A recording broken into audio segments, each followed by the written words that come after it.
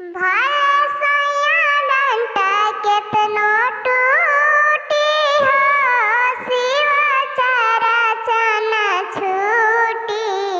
आमा जी से लेले बानी छूटी हो, शिव चरचन छूटी। भले सैया डंटा केतनो टूटी हो, शिव चरचन छूटी। आमा जी से लेले बानी छूटी हो, शिव चरचन छूटी।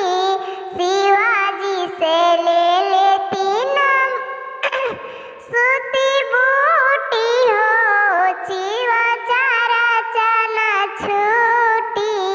आमा जी से लेले बानी छूटी हो, शिव चरचन छूटी।